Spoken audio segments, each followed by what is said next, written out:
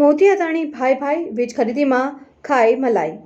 Double engine સરકારમાં double ફાયદો. પ્રજાના ટેક્સના પૈસા ₹8200 કરોડ વધારે અદાણીને સરકાર દ્વારા ફાળવવા મુદ્દે વિધાનસભા કોંગ્રેસ પક્ષના નેતા શ્રી અમિતભાઈ ચાવડા દ્વારા સાથી ધારાસભ્યશ્રીઓ સાથે વિધાનસભા પરિસરમાં વિરોધ. अदानी भाई भाई बिजली बेच के खाई मलाई भाई भाई बिजली बेच के खाई मलाई मोदी अदानी भाई भाई बिजली बेच के खाई मलाई मोदी अदानी भाई भाई बिजली बेच के खाई मलाई मोदी अदानी भाई भाई बिजली बेच के खाई मलाई मोदी अदानी भाई भाई बिजली बेच के खाई मलाई मोदी अदानी भाई भाई बिजली बेच के खाई मलाई अदानी भाई भाई बिजली बेच के खाई मलाई भाई भाई बिजली बेच के खाई मलाई मोदी अदानी भाई भाई बिजली बेच के खाई मलाई डबल एंजिन सरकाરમાં માનીતાઓને ડબલ ફાયદો કરાવવાની નીતિથી આ સરકાર કામ કરી રહી છે. નરેન્દ્રભાઈ મોદી અને અદાણીના સંબંધો વિશે તો આખું વિશ્વ જાણે જ છે કે કેવી રીતે એકબીજાને ફાયદો કરાવવા માટે કામ કરે છે. આજે પ્રશ્નોત્તરી સમયમાં કોંગ્રેસના ધારાસભ્યશ્રીઓએ જે ગુજરાતની પ્રજાના પરસેવાના ટેક્સના પૈસા બારોબાર પોતાના માનીતા ઉદ્યોગપતિઓને ફાયદો કરાવવા વપરાય છે એ અંગેના જે પ્રશ્નો હતા એમાંથી જે હકીકતો બહાર આવી કે સરકાર દ્વારા અદાણી પાવર સાથે 2007માં 25 વર્ષ માટે કરાર કરવામાં આવ્યો હતો અને અદાણી પાવર પાસેથી જે વીજળી પ્રતિ યુનિટ ખરીદવા માટે બીડમાં ભાવ નક્કી કરવામાં આવ્યો હતો એ બીડ 1માં ₹2.89 પ્રતિ યુનિટ ભાવ નક્કી થયો હતો અને બીડ 2માં ₹2.35 પ્રતિ યુનિટ ભાવ નક્કી થયો હતો.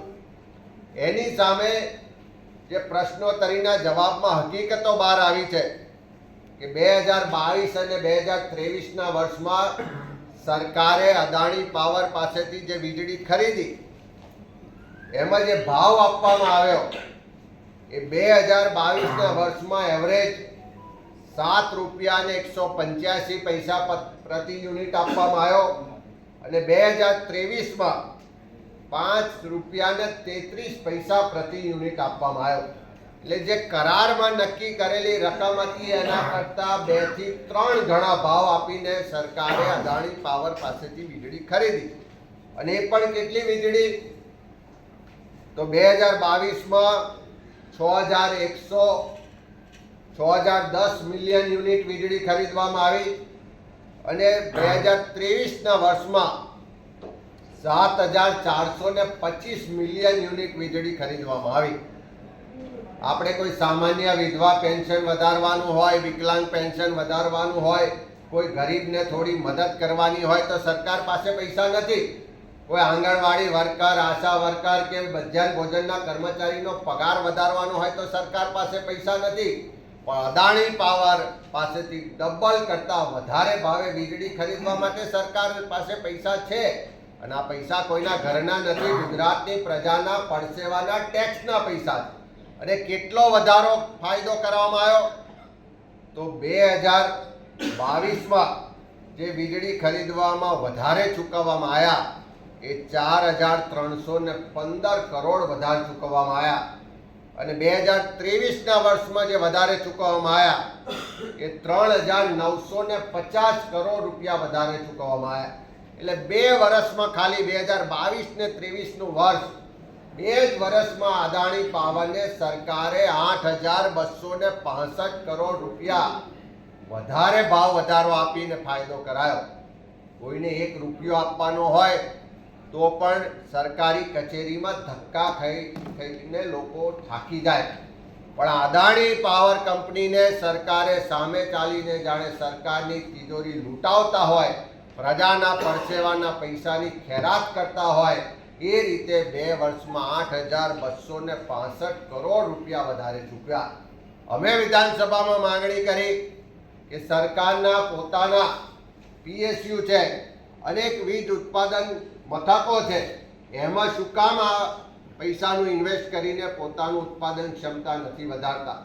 સરકારે કારણ આપ્યું કે ઇન્ટરનેશનલ બજારમાં ઇન્ડોનેશિયામાં કોલના ભાવ વધારે થયા, એટલા માટે આ ભાવ વધારો આપવામાં આવ્યો છે. હવે તો અદાણી કંપની પાસે ઓસ્ટ્રેલિયા અને બીજા ઘણા બધા દેશોમાં પોતાની માઇન્સ છે.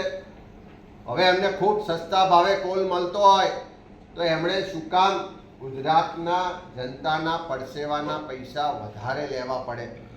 પણ જ્યારે સાહેબના મિત્ર હોય અને ગુજરાત સરકાર મહેરબાન હોય તો આ ડબલ એન્જિન સરકારમાં ડબલ ભાવ આપવામાં આવે છે. એટલે કે જે બીડમાં રકમ નક્કી થઈ હતી એના કરતાં બમણો ભાવ આપવામાં આવે છે. કરાર 2007માં કરવામાં આવ્યો તો 2032માં પૂરો થવાનો.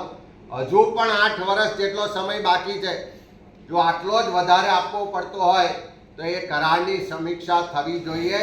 તાત્કાલિક એ કરારની સમીક્ષા થાય અને જો અદાણી પાવર કે બીજી કોઈ પણ કંપનીઓ એના કરારની શરત મુજબ વીજ સપ્લાય આપવા માટે સમર્થ ના હોય તો એ કરાર રદ કરવા જોઈએ, નવેસરથી બીડ કરવું જોઈએ અને નવેસરથી ભાવ નક્કી થવા જોઈએ. આ ગુજરાતની પ્રજાના પડસેવાના ટેક્સના પૈસા પોતાના મિત્રો કે માનીતા પાછળ લૂંટાવવામાં ના જોઈએ અને એનો અમે સખત વિરોધ કરીએ છીએ.